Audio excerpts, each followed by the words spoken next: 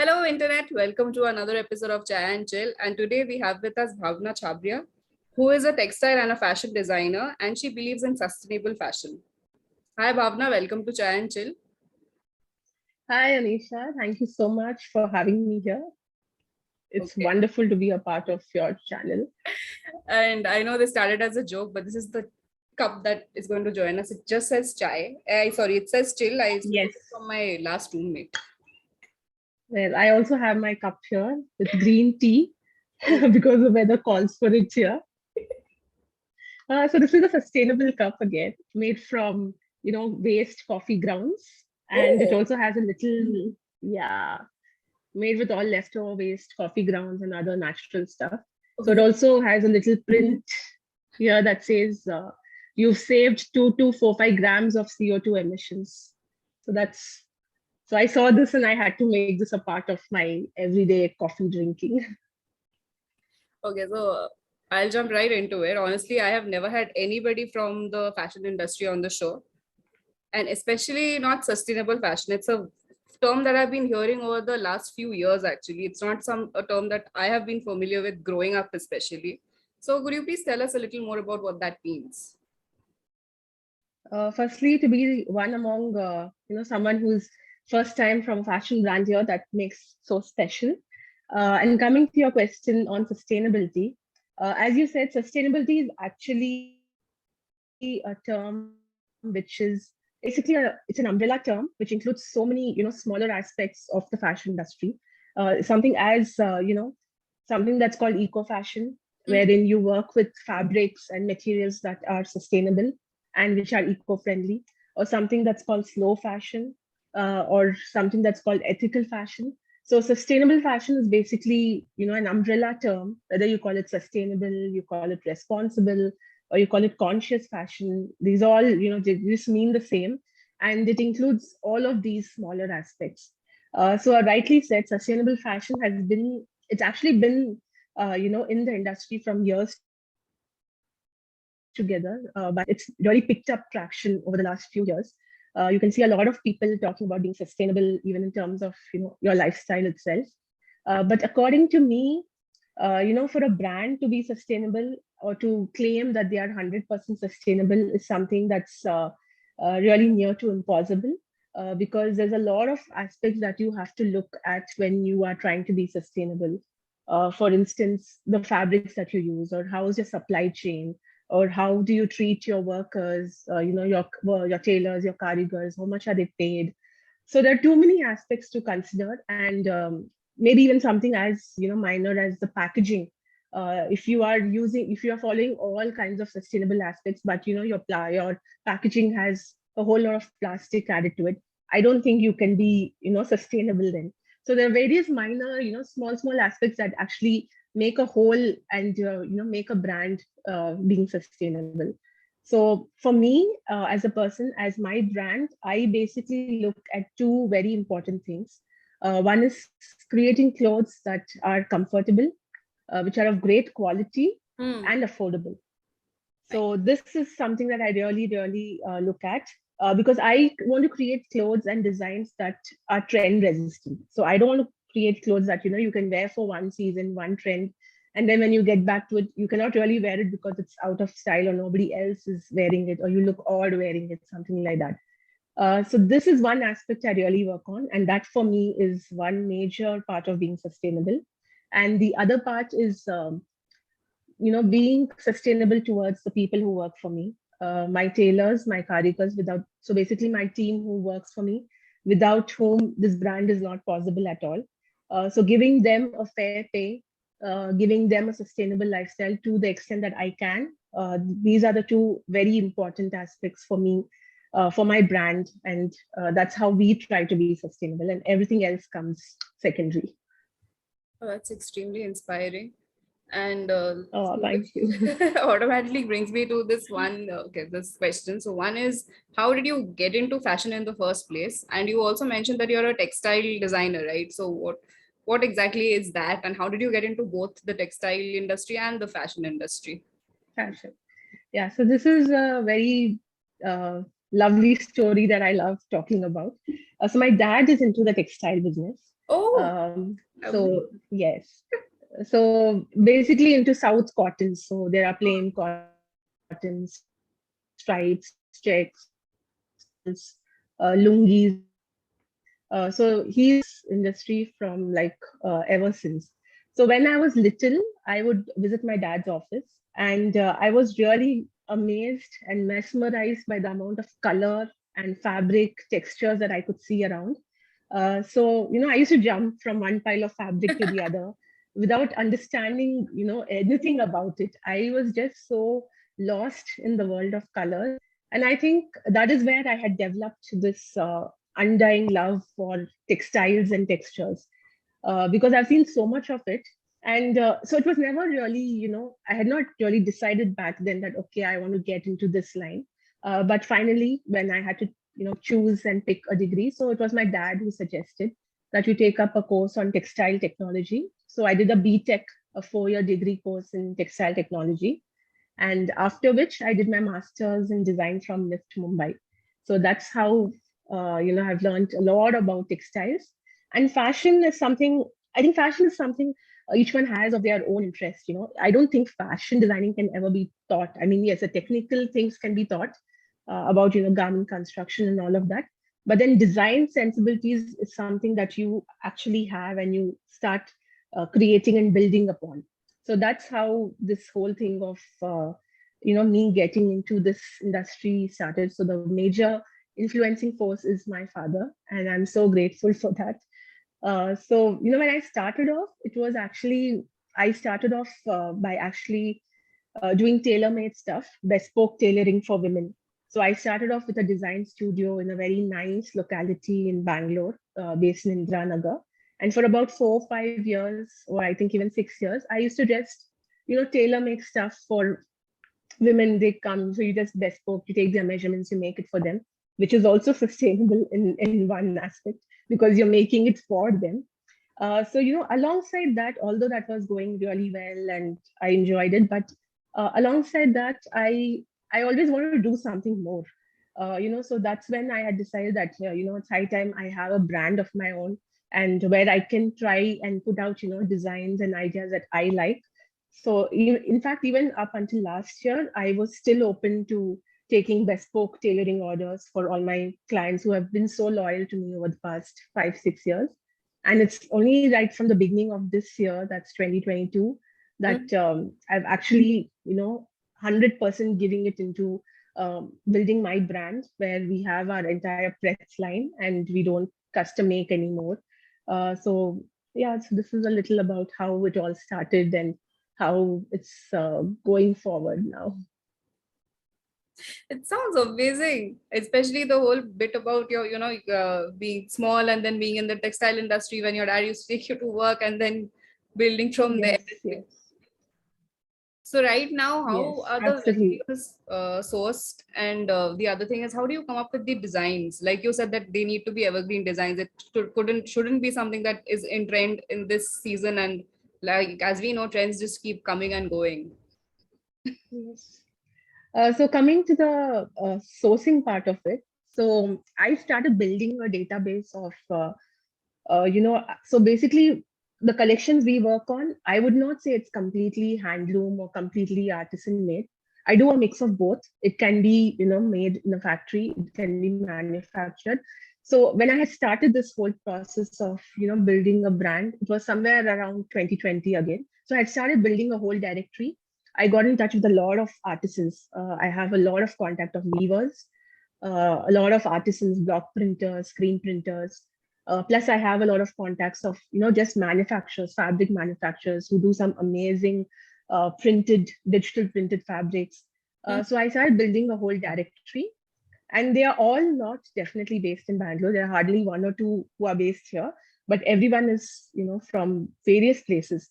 So in fact, the very first collection that I made was a pure handloom collection, which was made by the handloom weavers of Telangana. So I directly, I have someone there in Telangana. So I kind of, video conference them and got in touch with the artisans. I picked up the fabrics from what they had. And then we worked on our next collection, which was about hand block prints. so that I have, I have connection with the hand block printing unit here. So I source my fabric, I go to the printing unit, then we sit and discuss the design, and I get it printed there. So for each collection that I'm making, the process is very different. So it depends on if I'm actually working, with the artisans, or am I just trying to pick some regular stuff off, manufacturing units. And the other important thing I look at is I also try to pick fabrics, export surplus fabrics from, factories. So there are these huge factories in and around Bangalore, so they have a lot of export surplus stuff, because they are, their process of quality checking is very, very strict. So even if there's a minor defect, the whole lot goes a waste, and it's just lying there, and they sell it off for very cheap. So then I try to pick stuff from them, because, ultimately when I'm making, I can very easily avoid those defects. So try to cover it up by adding some embroidery to it or doing a patchwork on that. So these are the different aspects. So it's totally, completely collection based, depending on the collection I'm making. So I look up my directory and try to reach out to all these manufacturers. But over this time, even in, I think, a very short span of 2 years, I have built a very, I'm very happy with the kind of contacts that I've built and the kind of people I have met.